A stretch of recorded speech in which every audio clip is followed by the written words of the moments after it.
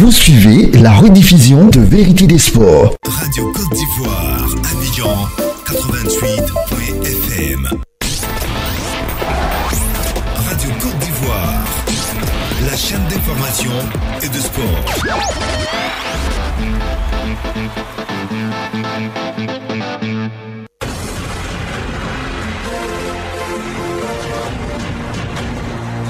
Vérité des sports. Vérité des sports, le sport sans détour. Du lundi au vendredi, suivez l'actualité sportive et vivez les grands débats sur le sport en compagnie de nos spécialistes, consultants, encadreurs, athlètes, publics sportifs. Partageons les moments forts du sport en toute franchise.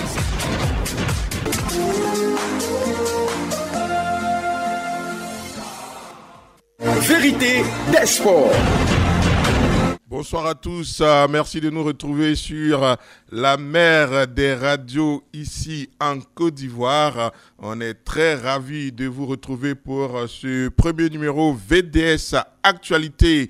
Hier, c'était donc ce premier numéro Actualité. Aujourd'hui, c'est le premier numéro qui ouvre les débats et ensemble, nous allons faire cette émission. On a deux débats qu'on va vous proposer pour aujourd'hui. Le premier débat est relatif à la Fédération ivoirienne de football avec le séminaire qui s'est achevé sur la journée de vendredi avec le président Idriss Diallo et ses pairs et donc ses collaborateurs du comité exécutif. Et puis le deuxième débat, ce sera un débat sur le Maracana avec la nouvelle trouvaille de la FIMADA, la nationale Nzassa pour appeler la Coupe nationale de Maracana de Côte d'Ivoire. Dans l'actu, Lionel Messi est le meilleur joueur de l'année 2022. Après avoir remporté sa première Coupe du Monde, le génie argentin a été sacré hier pour la 7e fois à la cérémonie des distinctions FIFA The Best à Paris. Et puis Noël Le Graët, lui n'est plus le président de la Fédération française de football, âgé de 81 ans.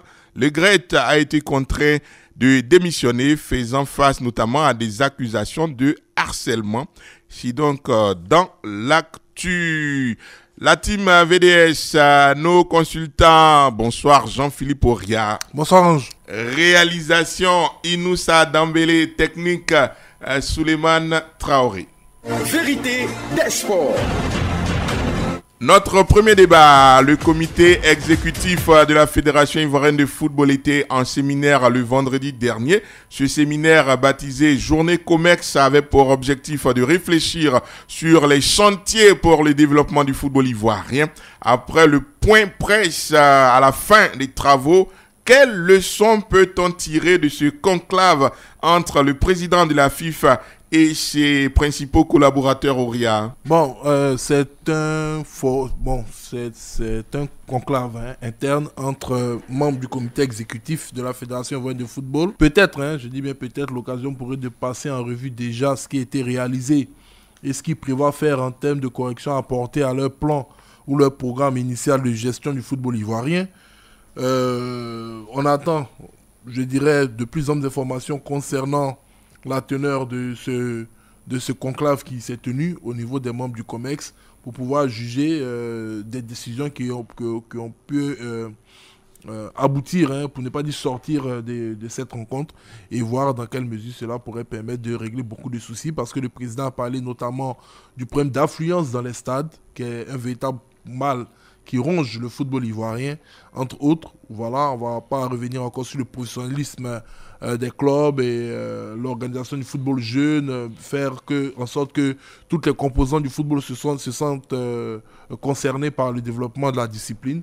Donc pour l'heure, je pense qu'il sera question d'abord de tirer les premières leçons de ce qui a été fait. Réfléchir sur le plan stratégique afin de permettre à l'instance fédérale d'être plus performante dans la mise en œuvre de son programme d'action et de gouvernement Auria. Oui, je sais pas si j'ai salué un très grand homme qui vient de rentrer dans les studios ici. Donc, réfléchir sur le plan d'action stratégique afin de permettre à l'instance fédérale d'être plus performante dans la mise en œuvre de son programme. Oui, c'est ce que je disais tout à l'heure, hein, c'est de revoir ce qui a été fait. Parce que vous savez, quand le comité exécutif a été élu, ils sont venus déjà avec une idée de la gestion du football ivoirien, mais c'est vrai, on peut tirer un premier diagnostic en étant en dehors de la maison, et quand on rentre dans la maison maintenant, on affine ce diagnostic et on apporte des correctifs. Donc aujourd'hui, ce séminaire, c'est un séminaire pour apporter des correctifs, parce qu'ils ont mis en place certaines diligences qui ont un tout petit peu été décriées dès leur application, notamment le cahier de charges qui a eu pour incidence donc le report du versement des subventions aux différents clubs. Certains clubs sont allés pour dire que c'est nouveau, il faudrait quand même un petit temps d'abord avant de sanctionner, il faudrait faire de la sensibilisation et autres. La fédération a répondu, donc là il faut essayer de revoir tout ça. Comment est-ce qu'ils vont trouver des stratégies commerciales, marketing pour mieux vendre les produits?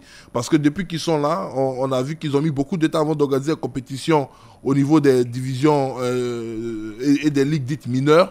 Même au niveau de la compétition des jeunes, on voit que ça tâtonne parce qu'ils ont pris 5 ou 6 clubs qui, en réalité, n'ont même pas de centres de formation pour la plupart, qui sont obligés de sous-traiter avec des centres de formation pour prétendre organiser un championnat de jeunes. Il y a tellement de choses à faire, le chantier est tellement vaste qu'à un moment, il fallait que le COMEX s'asseye pour dire attention, nous avons pris de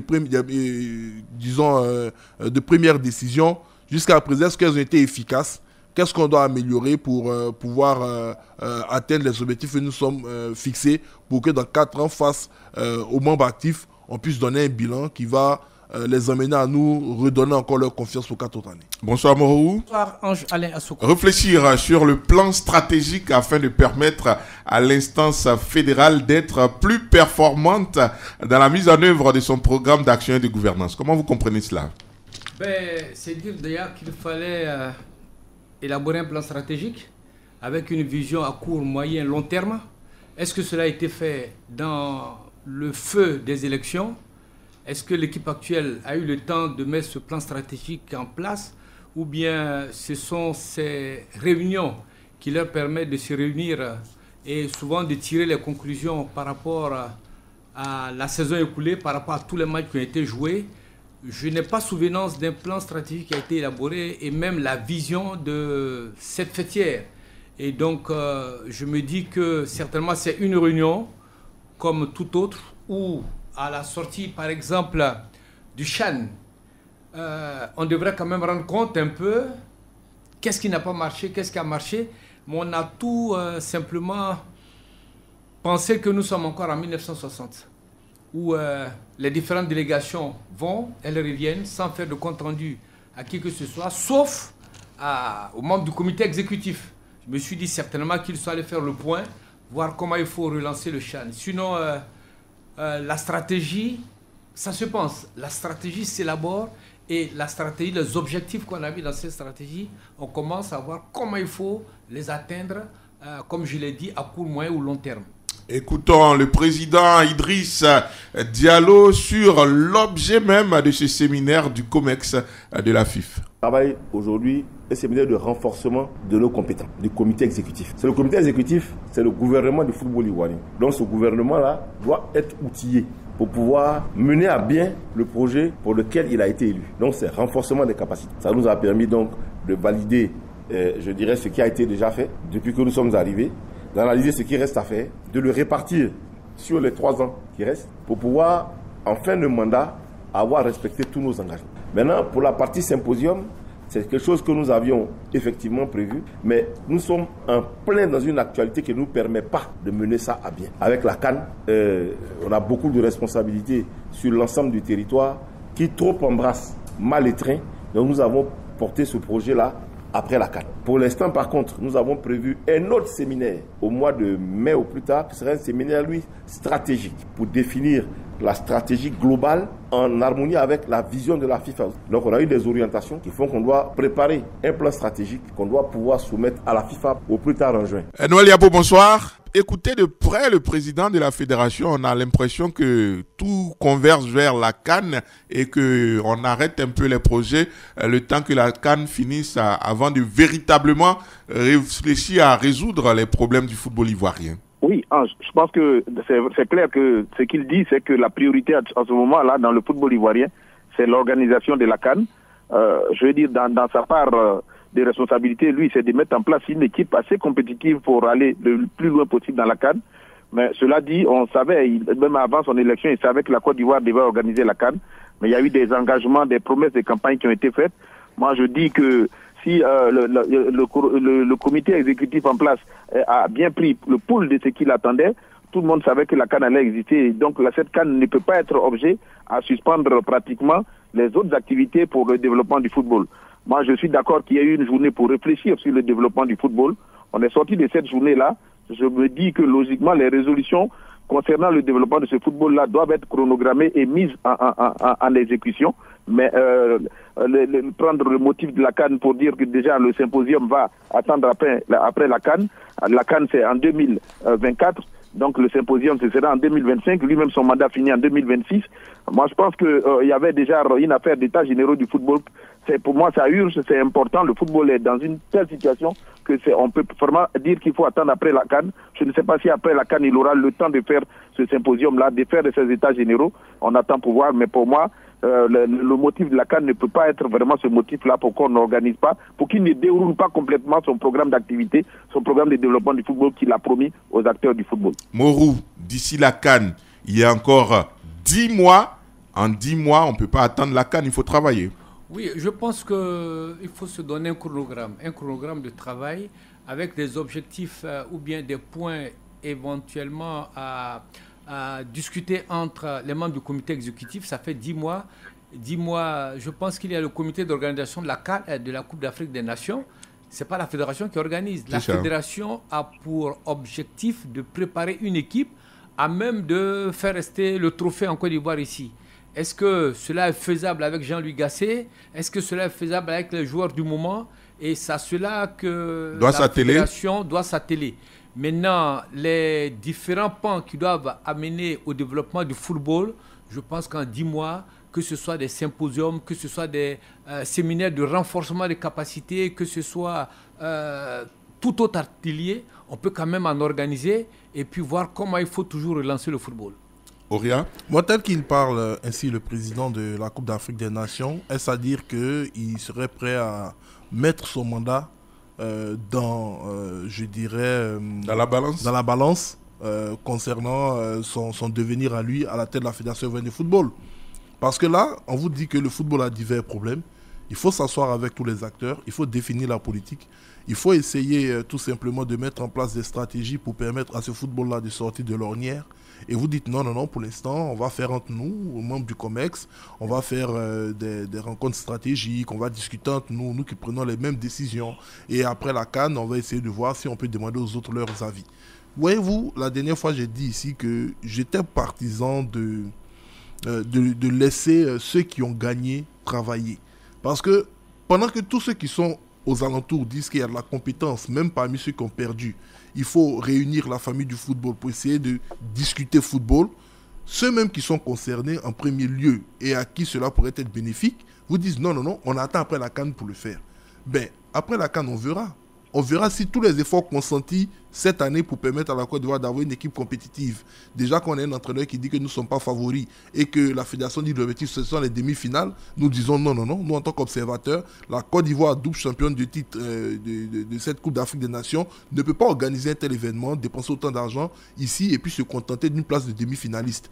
Donc si déjà ils ne vont pas remporter ce trophée, eh bien qu'ils sachent qu'ils auront la pression populaire contre eux. Voilà, pour qu'ils puissent rendre des comptes et rendre le tablier. D'accord. Donc, pour moi, j'estime que les deux choses ne sont pas, comment je puis dire... intimement liées. Non, elles ne sont pas antagonistes. On ne peut pas dire que parce qu'on veut organiser la CAN, on ne peut pas discuter du développement du football local.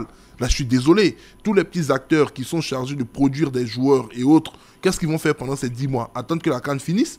Non, je suis désolé parce que dès que la CAN finit, il va falloir enchaîner enchaîner avec de nombreuses compétitions pour pouvoir occuper ces terrains qui ont été bâtis pour la Coupe d'Afrique des Nations. D'accord. Ce ne sont pas des éléphants blancs. D'accord, on va écouter le président Yacine Idriss Diallo sur le football des jeunes et un aspect très important, le retour des spectateurs dans nos stades, et puis on en parle.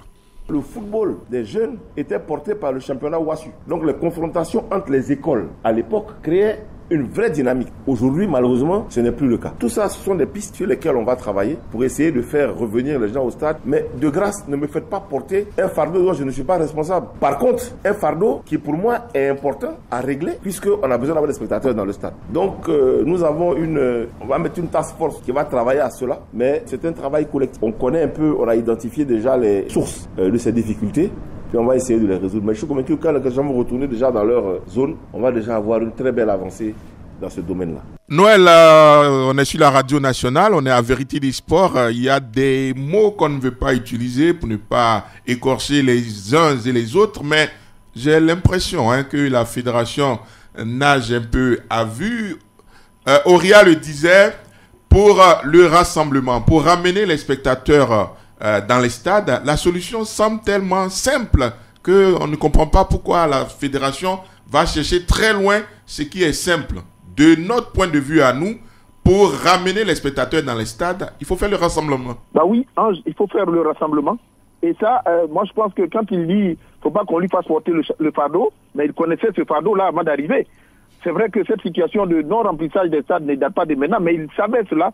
Et il avait promis également dans sa campagne avoir des solutions pour ramener le public dans le stade. Il faut faire le rassemblement, simplement il faut faire la réconciliation vraie, il faut appeler les autres acteurs pour que tout le monde se mette autour du football pour pouvoir amener les supporters dans le stade. Aujourd'hui, on se rend compte que l'équipe qui a soutenu Didier Drogba, le LIS, réussit à envoyer des personnes dans le stade. Mais bon, franchement, pour faire ce rassemblement-là, pour moi, j'attendais à ce qu'on sorte de cette journée-là et qu'on nous dise, bon, ben, on a réfléchi, on va dérouler le chronogramme. Dans le chronogramme, il y a les états généraux du football, on va le faire parce que c'est une urgence. La non-participation des personnes aux différents matchs dans les stades, c'est une urgence. Ça ne peut pas attendre une affaire de la CAN encore. Bon, il parle du football des jeunes. Le football des jeunes, il faut l'organiser. Ce n'est pas une affaire de l'OASU. L'OASU, c'est une affaire de l'éducation nationale. Ça ne peut pas s'assimiler au football des jeunes. On souhaite qu'il fasse une grande programmation pour le football des jeunes. Il a dit, la FIF, le comité exécutif, c'est le gouvernement du football. On demande à ce que ce gouvernement pense aux jeunes. Il n'y a pas de gouvernement qui ne puisse pas avoir une politique de développement des jeunes. C'est ce qu'on demande. Mais il ne faut pas assimiler ça à l'OASU. Et la défaillance de l'OASU ne peut pas expliquer aujourd'hui le manque, la défaillance du football des jeunes au niveau de la fédération. Donc franchement, moi je pense que, comme tu l'as dit, ça ressemble un peu à nager à vue. Pourtant, avant ces élections, pour moi, le chronogramme était clair, le plan d'activité de M. Idriss était clair, son programme de développement était clair. Maintenant, qu'est-ce qui se passe pour qu'on ne réussisse pas 10 mois après à commencer à le mettre en place? Bon, ça, celui peut nous expliquer. Et là, il lit son mandat, il n'a fait de la CAN, mais personne ne connaît le résultat de la CAN. Si on suspend tout ça pour la CAN et qu'après le résultat n'est pas bon, on fera quoi? Qu'est-ce qu'on viendra donc dire encore? Morou, vous dites souvent, il faut tendre la main aux autres, surtout quand on n'a pas battu l'adversaire de façon large. Il n'y a eu que 2 voix entre le comité exécutif sortant et ceux qui sont là actuellement. Seulement 2 voix de différence. Donc ce n'est pas une victoire écrasante. Raison de plus pour tendre la main à tous ceux-là qui peuvent aider pour le développement du football, notamment pour ramener les spectateurs dans les stades, parce qu'on sent bien qu'il y a beaucoup qui ne sont pas contents. Oui, je ne cesse de le dire, même en politique ici en Côte d'Ivoire, on a vu nos 3 grands hommes politiques qui se sont retrouvés et cela a mené un apaisement au niveau national. Quoi de plus normal qu'au niveau du football, les acteurs puissent se retrouver, faire la paix et boire, fumer le calumet de la paix, comme on le dit chez les Indiens, les Apaches. Mais dans ces circonstances-là, vous voyez un peu n'importe quel match, on dit voici M. Idriss Diallo avec Didier Drogba, Sori Diabaté, ils seront au stade. Oui. Mais imaginez, le stade va refuser du monde. Mais vous ne voulez pas. Vous voulez rester scotché parmi vous. On sent qu'il y a certains qui tirent vers le bas, qui ne veulent même pas que des spectateurs arrivent au terrain. Et tout ça pour pouvoir manipuler ou bien faire, je sais pas au juste. Mais il urge, dans la perspective de la prochaine CAN, qu'on puisse faire une réconciliation au niveau du football, que tout le monde parte ensemble. Le football, c'est l'affaire de tous. Le football ne se joue pas avec un seul individu. C'est pourquoi vous êtes 11 sur le terrain. Il faut aussi, en dehors du terrain, prendre des acteurs qui comptent et qui ont du monde derrière eux, et vous allez réussir votre mandat. Auria? Bon, ce que moi je veux dire déjà concernant l'organisation du football jeune, c'est un point sur lequel j'aimerais revenir. Le président a fait une grosse fuite en avant. Ça, il faut le dire clairement, sans faux fuyant. Vous savez, déjà, avec l'ancien COMEX, il y avait une boussole qui avait été mise en place concernant la redynamisation du football jeune. Il était question à un moment, avec la nomination de certains anciens footballeurs ivoiriens, de leur prodiguer des formations afin de les déployer auprès des ligues régionales comme responsables chargés de l'organisation du football jeune. Il parle de l'OASU, que c'est l'OASU qui est chargé d'organiser le football jeune. Pour moi, cela laisse transparaître une sorte de méconnaissance de la part du président de la Fédération de football quant à tout l'ensemble des clubs ou disons des entités affiliées à la Fédération de football. Non, il ne dit pas que c'est l'OHU qui doit organiser le football des jeunes. Il dit que c'est à travers l'OHU par le passé que les gens s'intéressaient au football et qu'ils venaient au stade. Mais je dis que c'est du pareil au même. On vous pose une question sur le football des jeunes organisé par la Fédération, vous nous ramenez à l'OHU. Qu'est-ce que ça veut dire simplement? C'est que pour vous, puisqu'il a dit vers la fin, avec le problème du remplissage des stades, que ce ne sont pas des éléments qu'il faut lui incomber. On vous demande, vous, quelle est votre solution pour organiser le football des jeunes? Vous parlez de l'OASU qui envoyait les gens dans les stades. Donc, c'est que vous êtes en train de dire que c'est à l'OASU de faire son travail. Donc, même si peut-être ce n'est pas le fond de sa pensée, c'est ce que laisse transparaître ses propos. Alors que la solution, elle est assez simple. On a des ligues régionales.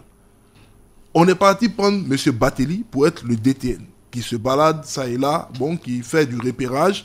Mais on avait déjà des choses qui avaient été posées sur papier, qu'on pouvait déjà commencer à expérimenter, nommer des représentants locaux. Aujourd'hui, dans chaque région, on a quand même des équipes de jeunes, des centres de formation qui sont répartis sur l'ensemble du territoire national. Pourquoi ne pas organiser des championnats ou des rencontres locales par région? Cela va tout simplement réduire le coût des déplacements de ces différentes équipes. Ça va offrir une certaine compétitivité à ces différents jeunes. Et puis par la suite, c'est ce que le Brésil fait, ce vaste pays, avec des championnats d'État et autres. Par la suite, après ces compétitions régionales, essayer de regrouper les meilleurs durant une semaine, par exemple, dans une ville, comme la FIMADA le fait et autres, pour organiser donc les phases finales de ce championnat et tirer les meilleurs jeunes. Ce sont des solutions qui sont assez simples. Le président de la Fédération nous a dit qu'il avait un pool d'investisseurs, un pool de sponsors. Mais qu'est-ce que ça lui coûte de trouver un sponsor qui va financer cette compétition? Et il nous parle de l'OASU. Moi, j'estime que c'est une fuite en avant. Voilà, ils n'ont peut-être pas de solution. Aujourd'hui, ils sont plutôt dans une approche marketing, comme ils l'ont fait déjà, parce qu'ils ont déjà été au pouvoir sous M. Jacques Anouma, c'est-à-dire nettoyer la vitrine pour qu'elle soit belle et attirante, l'équipe nationale. Il y a la Coupe d'Afrique des Nations. On met tout pour l'équipe nationale pour que les gens viennent. Et puis après, bon, pour le football local, si on n'a pas, disons, encore les solutions, ben on peut partir après et laisser la même situation. Voilà. Mais non, nous on dit non. Depuis de nombreuses années, la vitrine était trop nettoyée. Maintenant, il faut s'occuper de l'atelier. Et cet atelier-là nécessite quand même beaucoup d'ingéniosité pour qu'il puisse fonctionner normalement. Parce que c'est vrai, on est là, on s'extasie devant les championnats européens. À chaque fois qu'on voit un jeune se produire, automatiquement, on est là à s'interroger s'il n'est pas d'origine ivoirienne pour commencer à dire allons l'appeler, alors que sous les académiciens, on n'avait pas ce problème-là.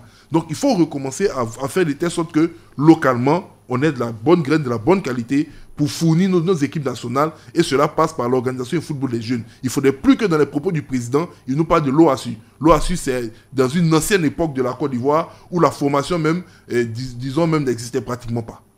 Ce qui surprend également, c'est qu'on s'attendait certainement à des résolutions très simples. Au terme de ce séminaire, dorénavant, nous allons faire la promotion de nos compétitions nationales. Ça peut se dire, Noël. Ben oui, c'est pourquoi je reste un peu sur ma faim, parce que là, on est sorti de cette journée-là, mais on n'a pas les résolutions de cette journée. Moi, j'attendais effectivement ces résolutions-là, et puis avoir le chronogramme d'exécution de ces résolutions. Malheureusement, ce n'est pas le cas, et ça, c'est vraiment dommage. C'est pourquoi ça donne l'impression qu'ils n'ont pas la solution, et quand on n'a pas la solution, alors on appelle tout le monde pour réfléchir sur la situation du football des jeunes, sur le football. Mais là, ce n'est pas le cas. On se va faire une journée avec le comité exécutif, on sort, On n'a pas les résolutions, on pose des questions, on nous ramène à gauche, on nous ramène à droite. Moi je suis à la suite d'Oria. Il faut éviter de nous faire croire que le football se résume à la vitrine qu'est l'équipe nationale. Ce pour lequel toute la Côte d'Ivoire se bat, pour ce football-là, c'est le football amateur, c'est le football à la base, c'est le football local. Mais le président de la Ligue professionnelle nous a dit que le championnat local, il est de très bon niveau parce qu'on sort du CHAN. Mais ce championnat local, il est où? Il se joue comment? Les amateurs ne jouent pas. Et ça, c'est de ça qu'il s'agit. Il ne s'agit pas pour nous d'avoir un président qui va nettoyer la vitrine, aller chercher les meilleurs joueurs. À supposer même qu'on gagne la Coupe d'Afrique des Nations, ça ne résoudra pas le problème de développement du football ivoirien. Donc franchement, moi je dis, il n'y a pas eu de résolution. Je suis d'accord avec toi, Hans, mais je souhaite que franchement, on puisse, ce comité exécutif puisse s'asseoir et puis dire ce qu'on attend de lui, c'est de mettre en place ce que le Sénégal a mis en place pour que dans 10 ans, peut-être, on puisse récolter les résultats. C'est ça qu'on veut voir. C'est toute cette planification-là qu'on veut voir. Mais ce n'est pas de nous dire que la Coupe d'Afrique arrive. La Coupe d'Afrique, le Sénégal n'a pas gagné. Mais quand le Sénégal l'a gagné, c'est toute une suite. Donc, on souhaite qu'il y ait une petite copie de cela, qu'on mette des choses en place aujourd'hui, même si demain, on n'est pas là, mais que ces choses-là, on puisse pouvoir avoir le résultat à long terme. Et ça ne peut commencer que par le football de base.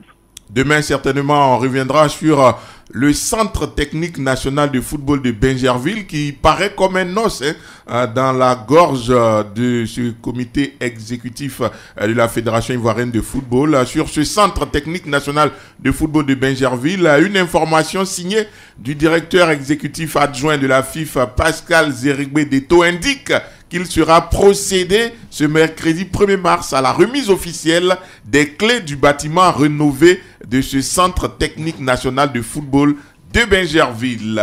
Vous suivez la rediffusion de Vérité des Sports. Dans l'actu, Lionel Messi est le meilleur joueur FIFA de l'année 2022. L'Argentin a été sacré hier à Paris lors de la cérémonie The Best FIFA Football Awards, vainqueur de sa première Coupe du Monde à la Pulga. 52 points devance à son coéquipier au Paris Saint-Germain, Kylian Mbappé, 44 points, et Karim Benzema, 34 points. Êtes-vous d'accord avec ce classement des sélectionneurs, des capitaines et de journalistes? Oria. Bon, moi je pense que c'était le même collège électoral qui avait commencé un tant soit peu à dénaturer le trophée du Ballon d'Or. Et ça a amené France Football à revoir, je dirais, ses règles pour apporter un peu plus de démocratie et de changement au niveau de ces votes-là. Finalement, ils sont passés au vote des 100 meilleurs pays classés au classement FIFA et on s'est rendu compte que de plus en plus ces dernières années,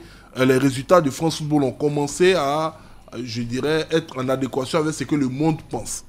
Sur ce trophée FIFA The Best, vous avez un joueur qui n'a brillé que tout au long d'une seule compétition qui est le mondial, en novembre et décembre. L'année compte 12 mois. Il n'était même pas nominé, et ça avait même été un scandale, parmi les finalistes du Ballon d'Or. France Football.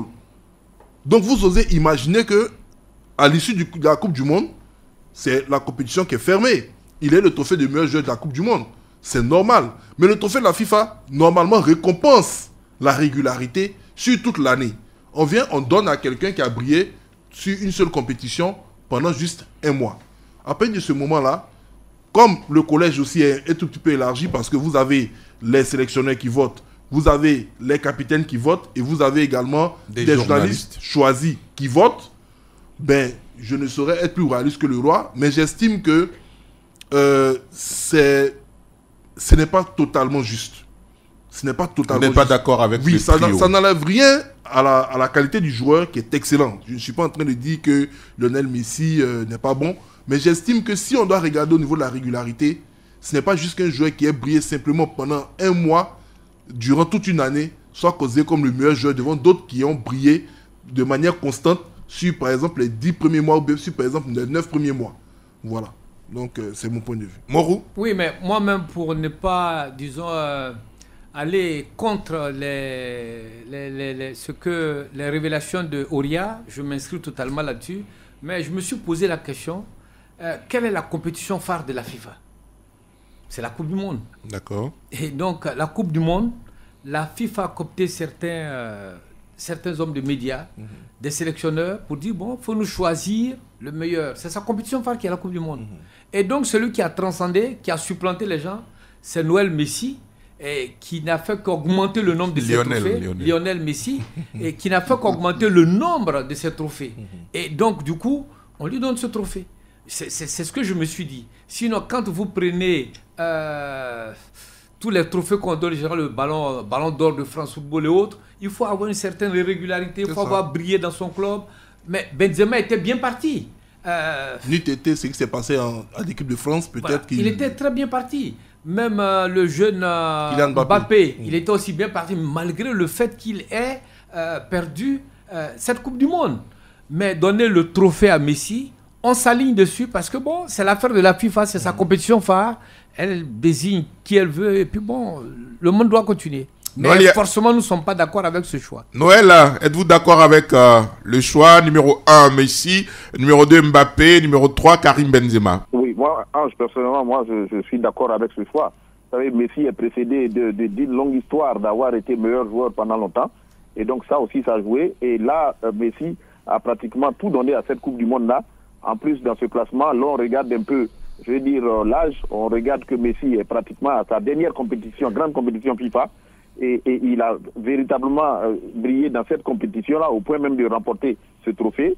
Et donc, pour moi, oui, je suis d'accord. J'aurais voulu que ce soit effectivement Karim, mais Karim Benzema, aujourd'hui, même en étant troisième, je veux dire, ça sort à bon compte parce qu'il n'a pas participé à l'une des compétitions phares de la FIFA, qui est la Coupe du Monde. Malheureusement, il a gagné le ballon d'or, mais malheureusement, il n'a pas pu participer. S'il avait participé, ça aurait peut-être envoyé une grande concurrence à Messi.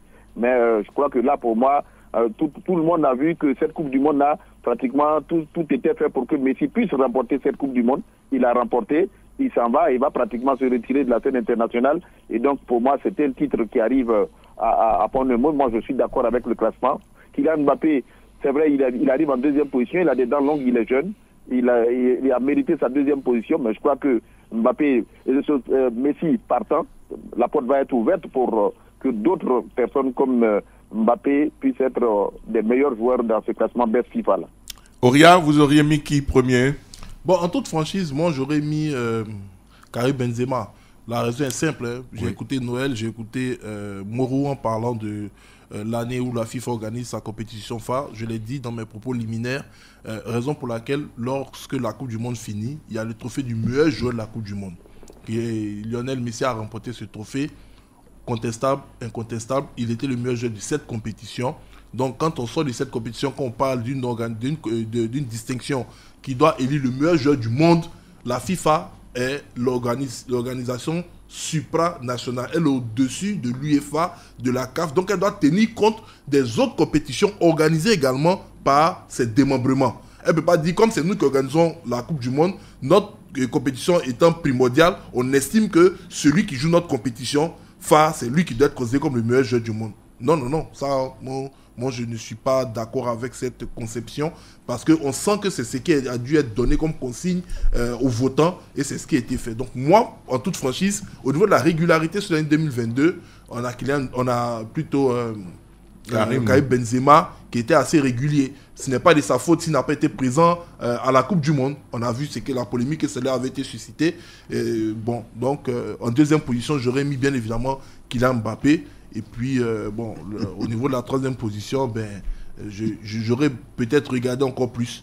Voilà, avant de choisir. Est-ce que de façon objective, une année où il y a la Coupe du Monde, un joueur qui, pour quelque raison que ce soit, il peut se blesser, il peut avoir quelque chose, il ne participe pas à la Coupe du Monde, est-ce qu'il peut être déclaré meilleur joueur FIFA? Oui, parce que pour moi, on ne décide pas du meilleur joueur sur une saison d'un joueur qui, pratiquement, durant toute l'année, n'a rien fait et qui s'est économisé pour une compétition sur un mois. Voilà. Parce que si tel est le cas, moi j'estime que pour la prochaine Coupe du Monde, les grands joueurs, peut-être en championnat, ne vont rien faire. Ils vont lever le pied, ils vont dire que nous sommes blessés, pas des Champions League, pas des championnats. Ils vont aller cartonner au mondial et on va dire qu'il est meilleur que quelqu'un qui était régulier tout au long de l'année. Non, il ne faudrait pas fausser les règles du jeu. Le football commence du 1er janvier au 31 décembre. Il ne commence pas dès le départ de la Coupe du Monde pour s'arrêter à la fin de la Coupe du Monde. Si tel est le cas, on dit aux autres, disons, ne jouez pas les championnats. Les grands joueurs, les Brésiliens, les Sud-Américains le font très bien. Durant chaque année de Coupe du Monde, ils sont en baisse des régimes dans leur club pour prioriser la Coupe du Monde. Mais quand ils finissent, on dit qu'ils sont meilleurs que les autres. Je dis non, c'est de la triche. C'est de la triche. Donc, il faut essayer de revoir ça. Ouais. Est-ce que c'est facile à Morou de remporter? Parce que bon, j'essaie de bien suivre son analyse. Est-ce que c'est facile pour un footballeur de remporter une Coupe du Monde? Non, c'est Et pas surtout d'y briller. C'est pas aussi facile que ça. Il faut qu'il y mette du cœur, il faut qu'il y mette de la motivation et surtout, il faut que lui-même il soit très très confiant. Je prends un exemple. La FIFA n'est pas à son premier fait d'armes. En 1982, Paolo Rossi, l'avant-centre italien, il était en prison 2 mois avant la compétition sur l'intervention du président italien Sandro Pertini. Il a été libéré et c'est Enzo Berzot, l'entraîneur, qui le qualifie. 3 buts qu'il marque qu'il marque pour éliminer le Brésil, 3-2. Ensuite, il crucifie l'Allemagne en finale.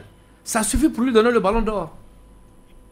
Et il n'a plus purgé le reste de sa peine. Ceci pour dire que, je l'ai dit dans mes propos liminaires aussi, que c'est la Coupe compétition du monde, phare. La Coupe du Monde, de ça la pèse. FIFA. Voilà, ça pèse beaucoup. Ça, il faut en tenir compte. Et c'est par rapport à ça que la FIFA donne. C'est pourquoi je dis les critères de la FIFA. La FIFA donne des critères que vous êtes obligés, sur lesquels vous êtes obligés de vous aligner. Je viens. D'accord, je vais poser une seule question. Une seule question. Ouais. Pour savoir, en 2018, la France remporte la Coupe du Monde. Oui. Qui est le joueur FIFA the best en 2018? Est-ce que c'est un joueur français? Est-ce que c'est un joueur français qui a remporté la Coupe du Monde? Non. Donc, pourtant, on était dans une année de Coupe du Monde. Oui. Pourquoi ils n'ont pas donné ce trophée à un joueur français qui remporte la Coupe du Monde? Kylian Mbappé a brillé pendant cette Coupe du Monde-là. On s'y rappelle très bien, il avait 19 ans. Mais celui qui a remporté le trophée, il a brillé à la fois à la Coupe du Monde et il a remporté la Ligue des Champions. C'est ça la différence. Donc, c'est que ce trophée FIFA the best pouvait venir aussi à Kylian Mbappé. Il était meilleur buteur de la Coupe du Monde. Oui. Il a brillé aussi en club. Puisqu'il est dans le même club que Lionel Messi. Non. Ils n'ont pas brillé en Ligue des Champions, le Paris Saint-Germain. Maintenant, ce point que je voulais soulever aussi, oui. Vous voyez un peu, il y a un peu de quelque chose qu'on ne comprend pas au niveau de la FIFA. Lors du dernier Ballon d'Or, le second de Messi, c'était qui? Lewandowski.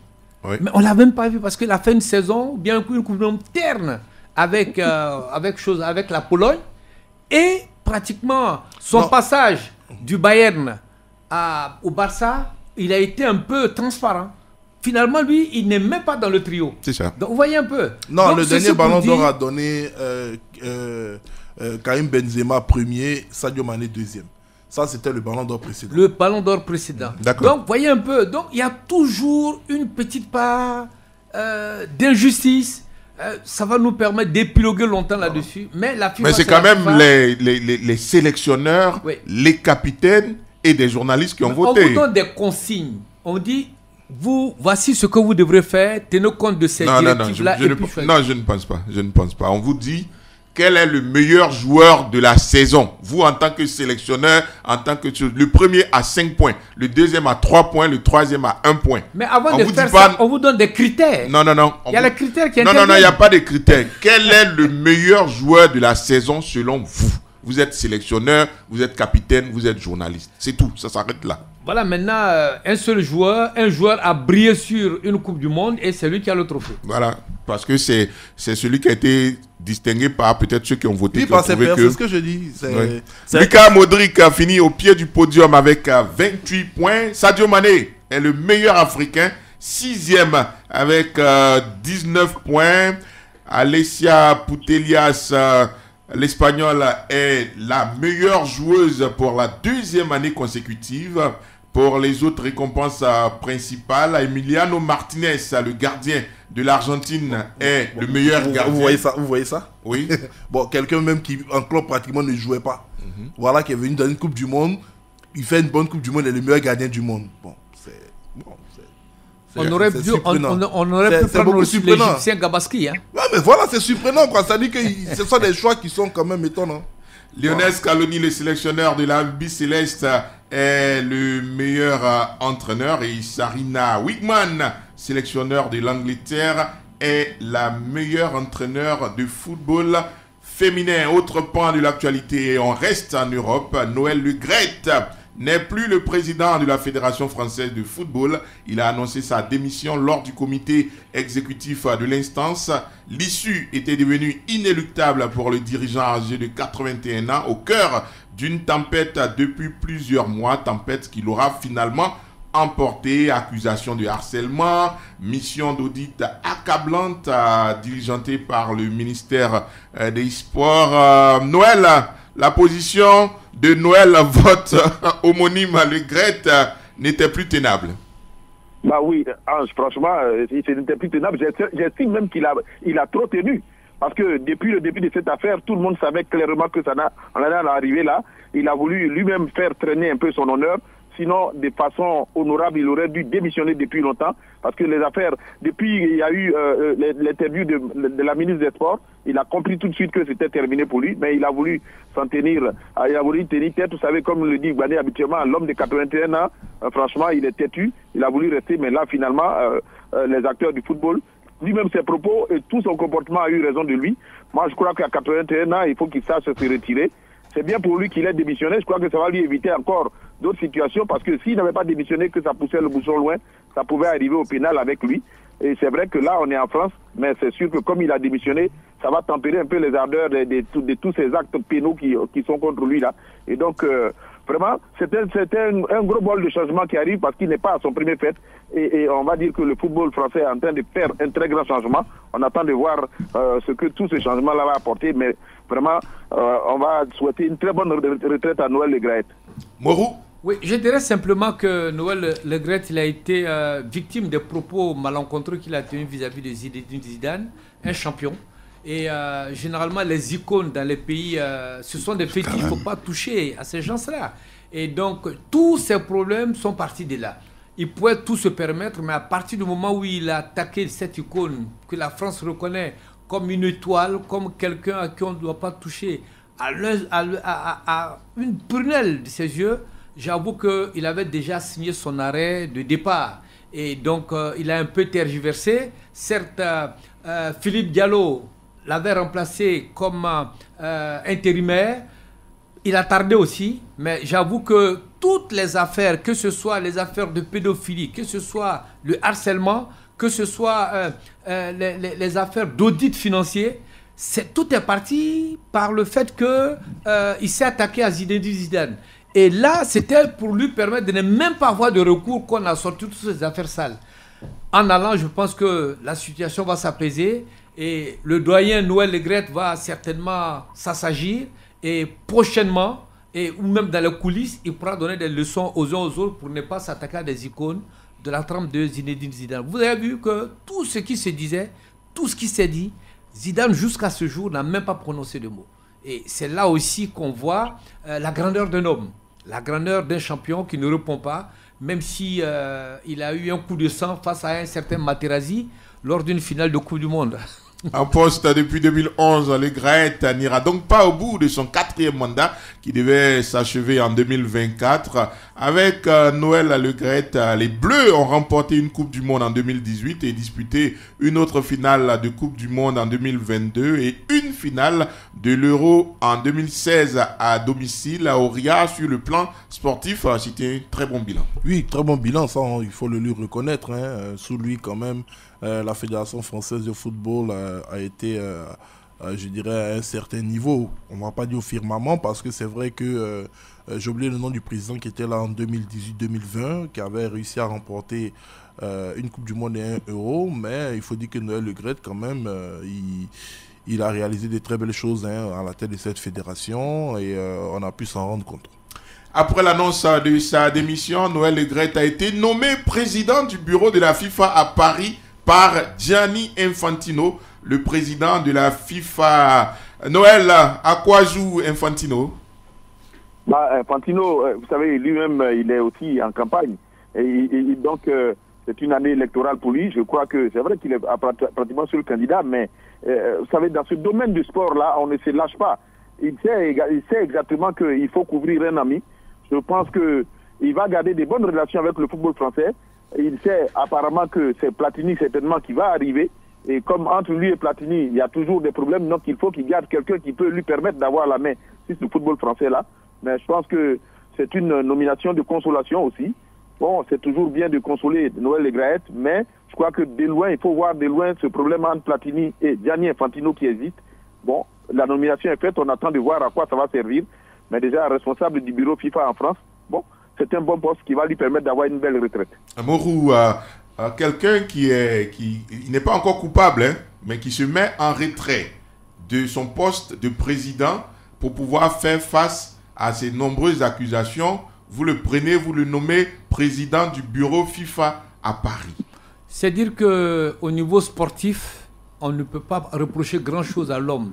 Ce sont ses propos incendiaires qui ont fait qu'il a dû écourter sa mission à la tête de la Fédération française de football. Et je pense donc que ce sont ces qualités, ces mêmes qualités de dirigeant de football qui ont, disons, incité Gianni Infantino, le président de la FIFA, à lui faire confiance pour diriger le bureau de la FIFA à Paris. Mais il faut dire que la France compte beaucoup dans la FIFA. La France est un pays avec lequel il faut compter, et surtout ses cadres au niveau du sport, surtout le football. Et donc en le gardant, comme l'a dit Noël Yapo, il garde déjà quelqu'un de très pointu, quelqu'un de très avenant, quelqu'un du sérail. Et il est sûr et certain qu'il va avoir le retour de l'ascenseur au cas où il y a un candidat qui souhaiterait éventuellement briguer le président de la FIFA contre lui. Donc c'est tout bénef pour Noël Le Graët. Il mettra à disposition de Gianni Infantino ses compétences et je pense qu'ils pourront faire marche ensemble.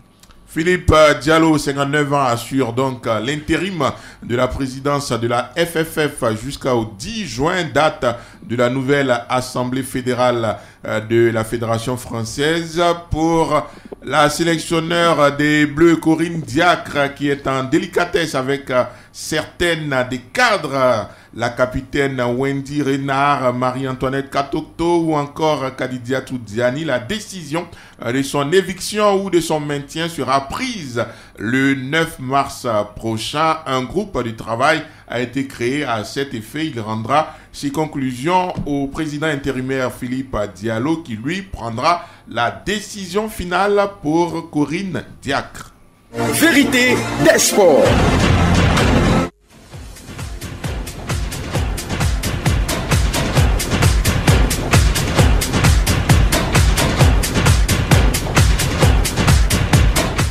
Le thème de notre deuxième débat, Maracana. La Coupe nationale est appelée dorénavant la Nationale Nzassa, réservée par le passé aux seuls seniors. Cette compétition va maintenant s'étendre à toutes les catégories, junior, senior et super senior. Cette mutation intervient à 10 jours du lancement de la nouvelle saison, le 11 mars prochain. Quels sont donc les enjeux de cette nouvelle dénomination, la Nationale Nzassa, et quels sont les nouveaux défis de la FIMADA pour la nouvelle saison? Notre invité, le premier responsable du Maracana en Côte d'Ivoire et également patron du Maracana sur le plan mondial, le commissaire Charlemagne Bleu. Bonsoir président et merci d'avoir accepté notre invitation. Bonsoir Ange. Président, oui. Qu'est-ce que la Nationale Nzassa, cette nouvelle formule de la Coupe nationale du Maracana? Merci Fernand. Je pense que hier, je parle de Fernand, pardon, Ange. Je pense que oui, il nous a délégué Fernand donc, au Maracana et donc c'est un lapsus. Dans tous les cas, c'est deux baoulés. Allez-y. Alors, je disais que hier, nous avons dévoilé le nom de cette formule, Nzassa. On a fait ce naming pour tenir compte un peu de la spécificité de notre discipline qui est Made in Africa et qui doit donc avoir une coloration en termes d'appellation africaine. C'est ce que nous sommes en train de proposer au Conseil des Nations sportives, faire en sorte que l'Africain, quand il va également à ces forums-là, puisse dire oui, nous avons inventé quelque chose, je pense qui paye un peu de mine maintenant et qui pourrait s'imposer vraiment allègrement aux autres citoyens du monde grâce à l'ingénierie des Africains. C'est pour cela que l'appellation arc-en-ciel n'a pas connu de succès en comité de validation et tous ont bien voulu que ce soit la Nationale Nzassa. Nous avions proposé arc-en-ciel pour parler donc du meeting pot donc entre les trois catégories, jeunes, seniors et super seniors. que des voix se sont élevées contre cela pour dire qu'on préfère Nzassa qui fait plus local, qui fait plus africain. D'accord, alors pourquoi avez-vous donc décidé de faire jouer dans la même compétition à la fois les juniors, les seniors et les super seniors, les trois catégories, vous le disiez à l'instant, du Maracana? Vous voyez qu'au Maracana, nous avons 3 compétitions nous avons 3 catégories avec chacune une compétition nationale.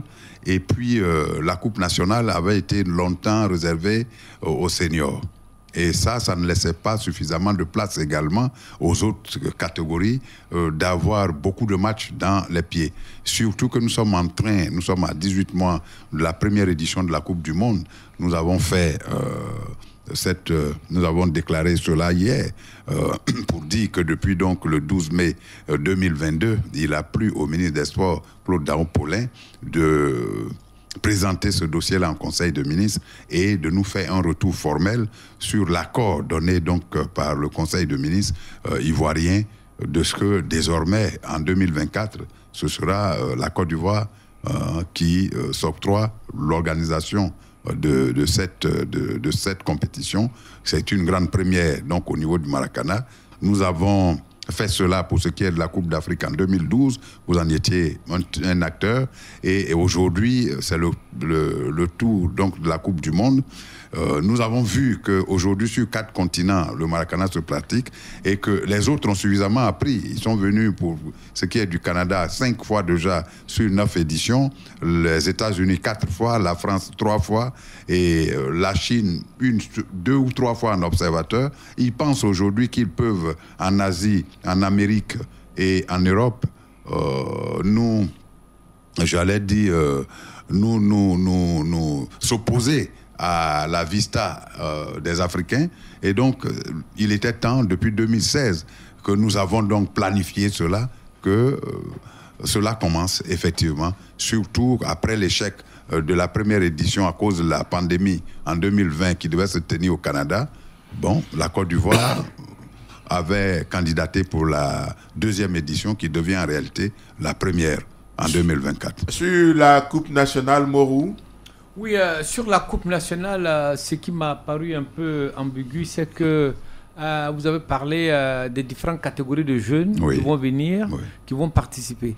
Ce sont des équipes de jeunes en tant que telles, ou bien ils vont se fondre déjà dans l'équipe des seniors? Alors, le test que nous avons sorti, la note donc 12, la numéro 12 donc de la note d'information que nous avons publiée hier est assez claire. C'était une compétition de trop pour la catégorie senior, puisque chacune des catégories, il y a un championnat jeune, il y a un championnat super senior, il y a un championnat senior. Et puis la Coupe nationale, pendant 13 années d'existence, a été tout le temps pratiquée et jouée par seulement une seule catégorie. Et puis les seniors. Et puis les autres catégories ont commencé également à grincer les dents pour dire, bon, mais il nous faut aussi notre Coupe nationale. Ça allait nous faire 6 compétitions. Ça allait être un peu trop pour la fédération qui n'en a pas en réalité aujourd'hui les acquis nécessaires à cet effet. Donc, oui, bien entendu, il y a cela. Mais il y a également que c'est aujourd'hui une compétition qui va expérimenter la relève. Vous savez que dans nos clubs aujourd'hui, il y a un vieillissement qui ne dit pas son nom. Il y a des clubs de renom aujourd'hui qui n'ont plus voix au chapitre quand on parle des compétitions seniors. C'est tellement vital qu'aujourd'hui, ils sont devenus champions au niveau des super seniors. Et préparer la relève, préparer la jeunesse, être, j'allais dire, prévoyant en la matière, c'est important. Cette compétition aura l'avantage d'imposer aux clubs, à tous les clubs, d'amener tous les clubs à avoir un relais jeune. Parce que vous savez que la Coupe nationale, qui va donc désormais inclure dans une certaine proportion les jeunes, il faut entretenir une section jeune. Nous sommes 163 à nous être engagés cette année au niveau national. Il y a 37 clubs qui présentent une équipe jeune, il y a 80 qui en présentent une équipe senior et il y a 44 qui en présentent une équipe super senior. Vous voyez qu'au niveau de la mobilisation des jeunes, c'est un peu faible par rapport, c'est 2 fois moins que les seniors. pour essayer de changer ce paradigme. Parce que vivre également, c'est prévoir demain. Quand ces seniors-là, demain, vont se scléroser, comment on fait pour assurer une bonne relève? Surtout que la Côte d'Ivoire entend, en tout cas, garder son leadership un peu plus longtemps sur cette discipline. C'est vrai que les compétitions internationales deviennent pour nous de plus en plus compliquées parce que tout le monde a compris, et ça évolue vraiment à un niveau exponentiel dans les autres pays. Du coup, quand on arrive, par exemple, comme au Cameroun la dernière fois, mais on a fait 2 fois match nul avec la Guinée. La Guinée-Conakry qui n'est venue qu'en 2017 au Mali. À la 5e, sinon à la 6e édition au Mali, seulement là. Mais après 4 années de compétition, on ne pouvait plus avec la Guinée. Et on ne les a battus que sur le fil au tir au but. Et vous comprenez qu'il faut donc déjà penser au niveau de nos compétitions à cette relève-là. C'est pour ça que nous le faisons. Noël, sur ce changement au niveau de la Coupe nationale de Maracana. Moi, sur ce changement, hier, je suis intervenu. Aujourd'hui, le président même est là. J'avoue que, déjà, la domination, moi, je tire le chapeau à cette fédération-là pour l'imagination. Donc, pour moi, le changement, avec les quotas qui sont donnés par club pour participer à la Coupe nationale, je crois que c'est une belle trouvaille. Donc, pratiquement sur ce changement-là, moi, je suis d'accord avec l'esprit qui prévoit ce changement. Ça va permettre à toutes les catégories de participer à la Coupe nationale. Maintenant, là où je voulais demander au président, c'est que c'est une très bonne chose d'avoir trouvé la Coupe nationale nous attrape. Donc, il y a une codification à coloration africaine, voire ivoirienne, qui est en train de se faire. J'espère que la fédération y pense au niveau du mondial pour que ce Maracana-là, il reste la propriété de la Côte d'Ivoire.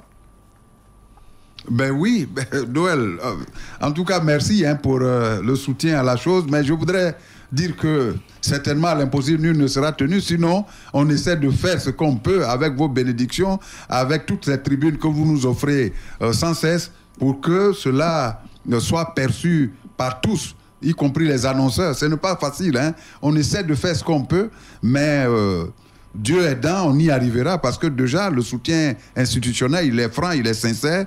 Il nous reste maintenant à avoir le soutien financier, logistique, matériel nécessaire à toute cette ambition que nous sommes en train de déployer depuis 2009, qu'il a plu au président de club de nous désigner à la tête de cette association anonyme au départ, qui est devenue une fédération un an après, donc en 2010, et qui aujourd'hui allègrement essaie de déployer son programme d'activité qui tient à un projet sportif à 4 piliers.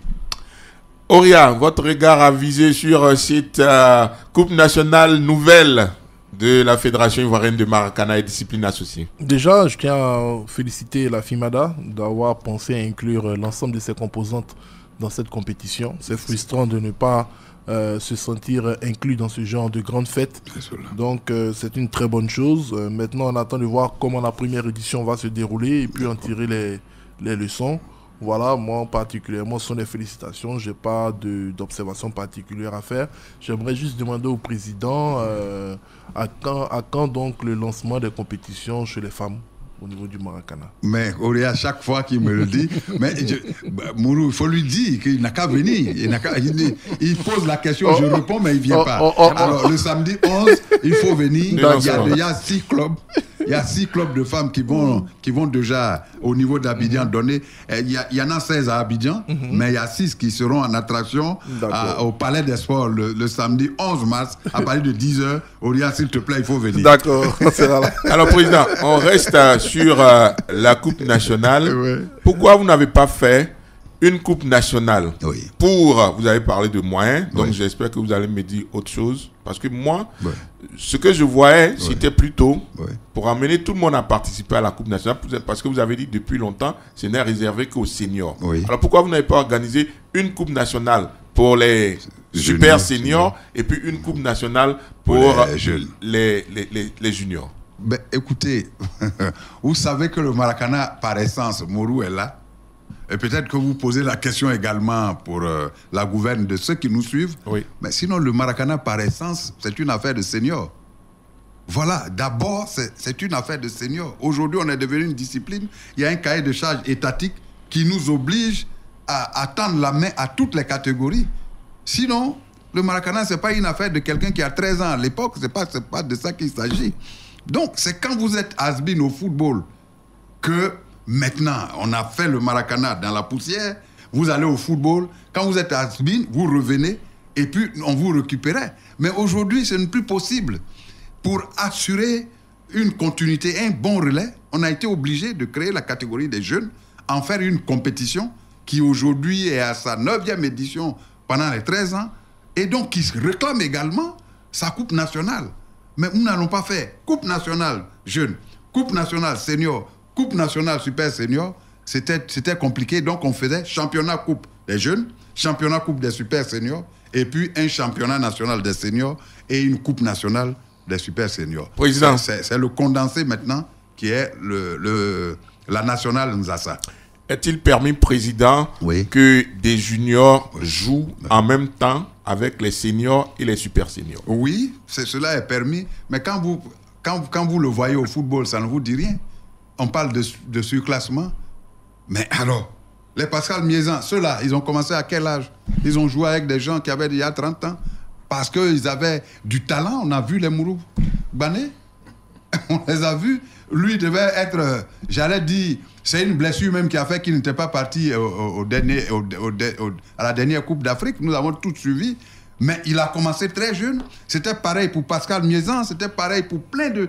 Les Aboulaye Traoré, les Ben Badi, ils ont tous commencé jeunes. Donc, ce n'est pas... Est-ce que ce ne sont pas des exceptions? Non, ce ne sont pas des exceptions, à mon sens. Si vous avez du talent, vous commencez tôt. Aujourd'hui, vous êtes en train de parler de Kylian Mbappé, mais il a commencé à quel âge? Mais voilà. Donc, il n'y a aucun problème. C'est d'ailleurs pour ça que la proportion, vous avez regardé sur les articles, sur la note, la proportion au niveau de la Coupe nationale. Donc là où on a 6 joueurs, on a 3 seniors, on a 2 juniors, et puis on a un super senior. Bon, super senior, c'est 45 ans et plus. Le senior, il est 35 ans et plus. Et puis le junior, qui a beaucoup de vitalité, on en prend 2. C'est pour dire que c'est pour elle apprendre le relais après. Donc on y va progressivement. Morou? Oui, Président, mais je me suis dit, en organisant la Coupe nationale au niveau de chaque catégorie, oui, ça va faire lourd financièrement et même au niveau de l'organisation pratique.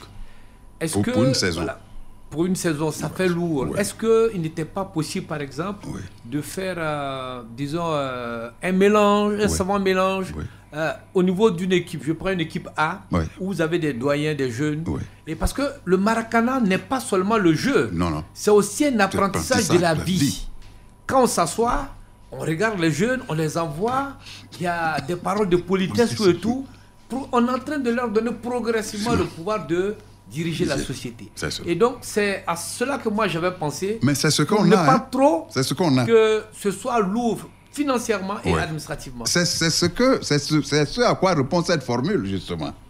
Les 3 catégories se retrouvent dans la même équipe. Oui, donc, le club, par exemple, on est 6. On doit être 6 joueurs sur le terrain, comme vous le savez. Oui. Donc, on a 2 juniors qui sont autorisés à être dans l'équipe sur le terrain. Oui. On a 3 seniors et on a un super senior. Oui. C'est à ça que ça répond. Et quand il va y avoir des remplacements, qu'est-ce qui va se passer? Alors, il faut dire que dans une équipe de Maracana, on a 12 joueurs. Oui. Sur la feuille de match, on a 10 joueurs. D'accord. Et donc, sur les 12 joueurs, on a donc 3 juniors, 6 seniors et 3 super seniors. Sur les 12. Oui. Voilà. Maintenant, les 10 entrants, les 10 sur la feuille de match pour le match. Donc, on a 3... on a 3... comment j'allais dire? On a 3 juniors, 5 seniors et 2 super seniors. Sur les 10. Sur les 10. Sur la feuille de match. Oui. On a donc 3 juniors, 5 seniors et 2 super seniors. D'accord. OK. Maintenant... Pour le match, vous avez 2 juniors, 3 seniors et 1 super senior. Ça fait 6. En cas de remplacement, comment ça se passe? En cas de remplacement, c'est toujours... On doit avoir cette même composante jusqu'à la fin. D'accord. C'est-à-dire, si... Un senior doit sortir, il doit être remplacé par un autre senior. Et on est allé plus loin pour dire, si un seul club est convaincu de fraude, même s'il n'y a pas de réserve de l'équipe adverse, il perd le match par pénalité. C'est écrit. blanc sur noir, sur tout ce qu'on vous a distribué hier à la conférence de presse. Et tous les clubs le savent. Noël Oui, Ange, moi je voudrais poser une question au président. Président, cher ami, nous nous connaissons bien. Oui. Et moi, il y a une idée qui me tombe dans la tête. L'appellation du Maracana, c'est Fédération ivoirienne du Maracana et disciplines associées. C'est cela. Je voudrais savoir quelles sont les disciplines associées, au fait. Alors, nos disciplines associées, la principale, c'est celle qui se joue avec les bois plus réduits, les petits poteaux. Mais la différence avec la fédération de petits poteaux, c'est que dans notre pratique, on n'a pas de gardien de but. Donc, on a une cage, un carré qui est devant les bois. Mais on ne rentre pas dedans. On ne rentre pas dedans. Si vous mordez, comme vous dites ça dans notre jargon, si vous mordez cela, c'est penalty.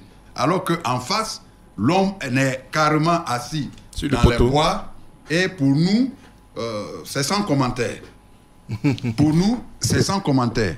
On ne veut vraiment pas faire de commentaire parce que le Maracana est du football à la base, c'est un dérivé du football et le football n'est attrayant que lorsqu'il y a des buts. Bon, si dans les petits bois, il y a quelqu'un qui est assis, vraiment ça devient difficile et ça, ce n'est pas du Maracana. Voici la différence fondamentale. Non, moi j'aimerais rebondir sur la question de Ange. Est-ce que pour une organisation pratique, une compréhension pour ceux même qui vont venir suivre, parce que ça va être une règle assez particulière au niveau des remplacements. C'est cela. Est-ce qu'on ne peut pas, par exemple, mettre en place un système de brassard pour pouvoir identifier les joueurs par catégorie? Je donne un exemple. Les juniors qui sont sur la liste auront une sorte de brassard jaune ou une marque jaune sur la manche. Comme on appelle les seniors orange, les super seniors rouges. Comme ça, quand il y a un remplacement, ceux qui sont dehors, à travers cette marque-là, ils pourront savoir s'il y a un cas de fraude ou pas. Mais moi, je voudrais déjà vous remercier. Voilà, vous remercier parce que, écoutez, le Maracana est un patrimoine immatériel de la Côte d'Ivoire et de l'Afrique. Toutes les propositions au niveau des règles, au niveau de la pratique, au niveau même de toute la législation sont les bienvenues. Et il n'y a pas meilleure source de propositions que vous, les consultants, vous, les journalistes, vous, les hommes de terrain. Donc, on n'a aucun problème avec cela.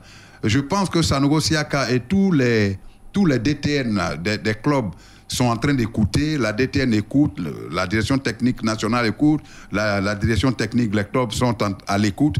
Ce sont des tests cautions qui sont cautions à, j'allais dire, sujettes à amélioration. Et donc, nous prenons bonne note. Vous suivez la rediffusion de Vérité des Sports. Nous sommes en compagnie du patron du Maracana ivoirien et également du Maracana mondial, le commissaire Charlemagne Bleu, président. Et les femmes, leur coupe nationale, comment ça se passe? Elles jouent, j'allais dire, chaque année, en dehors des années de Covid, leur coupe nationale, leur championnat coupe. Et cette année, on a décidé de mettre vraiment un point d'honneur sur les compétitions des femmes.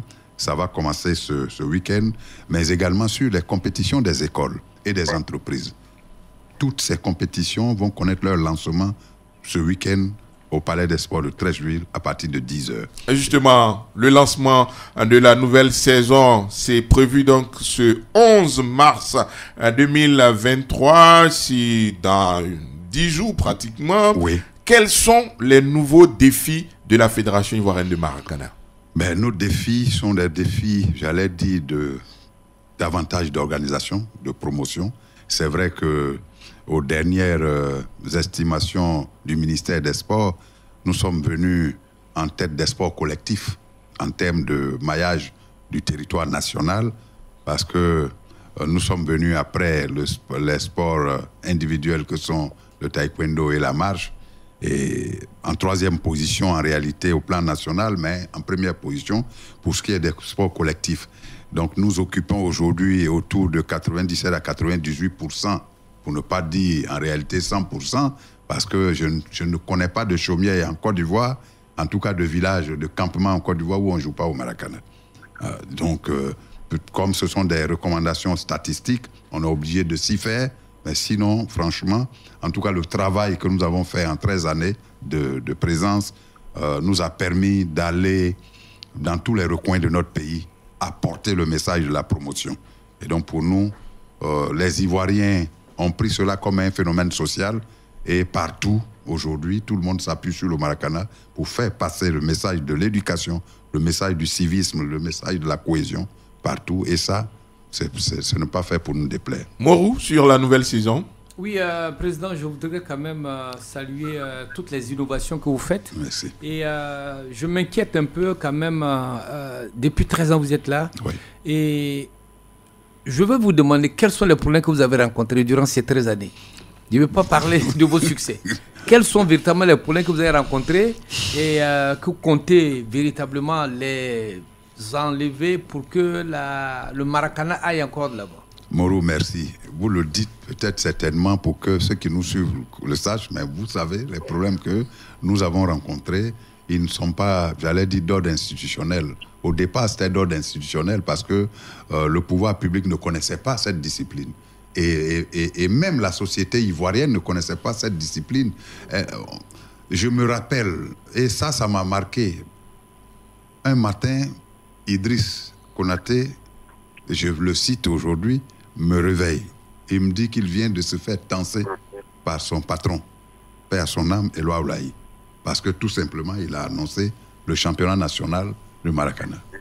Nous étions en début 2009. Vous imaginez, depuis les années 70, une discipline qui a été inventée par des jeunes Ivoiriens étudiants. Et jusqu'en 2009, la voix de la Côte d'Ivoire ne sait même pas de quoi il s'agit.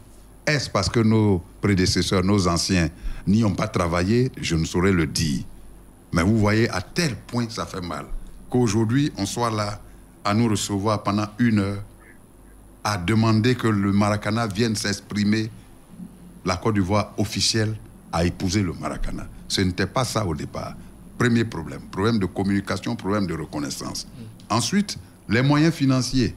Moi, je n'en pleure pas chaque fois parce que je me dis que les moyens viennent avec le temps. Il faut d'abord travailler. Quand vous travaillez, vous êtes obligé d'avoir l'adhésion des décideurs. Et c'est clair. Aujourd'hui, le Maracana, dans tous les forums, le Maracana s'invite. Et de plus en plus dans nos, j'allais dire, nos consulats étrangers. Je viens là de faire partie au Ghana pour le compte donc des journées de la francophonie, des équipements sportifs à la demande de l'ambassadeur de la Côte d'Ivoire au Ghana, parce que c'est la discipline qui a été choisie pour faire la promotion sportive de notre pays à l'étranger. Et dans plusieurs ambassades aujourd'hui, cela se fait. D'où la mission diplomatique que revêt tout ce que nous sommes en train de faire. Mais derrière ça, on a besoin franchement d'un sursaut national au niveau des décideurs pour nous aider franchement au plan logistique, au plan financier, pour qu'on puisse avoir les coudées franches dans tout ça. Noël, sur les nouveaux défis, question au président. Oui, président, moi, il y a un défi sur lequel je vous attends. Vous avez véritablement relevé ce Maracana. Maintenant, le Maracana, vous êtes à la tête du Maracana national et du Maracana mondial. Mais on a eu l'occasion d'échanger avec quelques-uns de vos collaborateurs. Semble-t-il que vous avez un souci pour avoir un terrain pour construire le temple du Maracana. C'est ça. Président. C'est donc, cela. moi, je vous attends parce que vous ne pouvez pas partir de la tête de ce Maracana sans avoir construit ce temple-là. Mais Noël, je suis d'autant plus d'accord avec toi, comme tu es un ami, excuse-moi que je te tutoie, je suis d'autant plus d'accord avec toi que je n'endors pas. Vous nous voyez, la genèse de cette histoire, c'est quoi? En juin 2005, le 3 juin précisément, le dossier de ma candidature est présenté en Conseil de ministres. Et avant cela, le ministre Amicha, qui était aux affaires à l'époque, nous a posé la question de savoir, mais quid donc du siège, puisqu'il s'agira de faire de la Côte d'Ivoire un carrefour mondial de la discipline. Vous allez mettre en place donc une fêtière internationale avec déjà 3 continents qui pratiquent la discipline. Vous allez en être le président, mais le siège va être localisé où? Je n'avais pas pensé à cela. Et donc, c'est le membre du gouvernement qui me reçoit, qui me dit qu'il faut que je formule, donc, à sa proposition, à sa validation, la demande donc de siège, de l'accord de siège pour notre pays. Et c'est validé le 3 juin en Conseil de ministres 2015. je prends les 2 dossiers de candidature, accompagnés des délégués du ministère des Sports, nous allons à Lomé. Nous faisons donc tout le lobbying nécessaire avec toutes les promesses nécessaires et nous gagnons les 2 challenges. Nous arrivons ici. J'étais à Lomé, il était autour de 20h, 21h quand j'ai eu l'honneur de recevoir le coup de fil du ministre des Sports pour dire vraiment, et c'était son premier challenge, il venait à peine d'arriver dans le mois d'avril-mai, il avait passé donc, l'autre lui avait passé les mains, et c'était le premier challenge qu'il gagnait. Il nous a félicités, et quand nous sommes arrivés, il nous a reçus, et lui-même a fait la demande au ministre des Affaires étrangères de l'accord de siège. Nous avons eu l'accord d'établissement. Et depuis 2019, nous avons eu cet accord. Vous voyez qu'on ne peut pas chaque fois dire que c'est mon pays qui ne le fait pas. D'où notre responsabilité à aller voir des architectes pour nous sortir le plan technique et l'étude technique avec une étude financière, y compris pour présenter cela au gouvernement. Depuis le 16 mars 2020, ce dossier est parti au ministère de la Construction pour qu'on nous trouve 8 hectares de terrain. Avec, bien entendu, l'étude architecturale qui est, comme vous le savez, dont le coût varie entre 5 et 10% de la valeur du terrain. Aujourd'hui, il nous faut 12 milliards pour avoir ce temple que la Fédération internationale s'oblige, de par cet accord, à baptiser Temple Alassane Ouattara du Maracana. D'accord. Ce dossier-là, il est pendant au ministère. D'accord. Merci, Président. En un mot, oui. Le lancement de la saison, c'est le 11 mars prochain. Oui. Quel est le message? La mobilisation de tous les Maracaniers ivoiriens, mais de tous les sportifs ivoiriens, parce que nous commençons cette année au Palais des Sports, parce que nous sommes en train, c'est en prévision de la future Coupe du Monde. Il faut que nos athlètes commencent à s'accommoder à ce tartan, parce que chaque fois que nous sortons, ce n'est pas facile pour ces jeunes gens de s'adapter, parce que nous jouons à Guiglo, nous jouons à ciel ouvert, donc à Yopougon, à Boaké, à Yamsokro, à Jean-Paul II. Nous jouons sur le campus et c'est difficile quand on va en salle.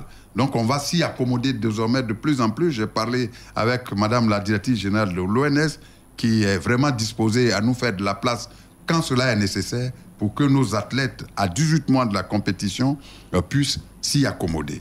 Et puis également démontrer aux télévisions étrangères et nationales que nous savons mobiliser, que nous avons du monde et qu'on peut offrir de la visibilité à tous les partenaires pour les inciter à nous aider. Président, merci. Nous recevions le président de la Fédération ivoirienne de Maracana, également président de la Fédération mondiale. Le président Charlemagne Bleu nous a parlé de la Nationale Nzassa, la nouvelle formule de la Coupe nationale et aussi du lancement de la nouvelle saison de la FIMADA prévue le 11 mars prochain au Palais des Sports de Treichville. Merci à la team VDS, Jean-Philippe Oria, Noël Yapo, Moroukbane, réalisation Inoussa Dambélé, technique Alban Patrice Adiegon pour d'autres vérités du sport demain 17h30.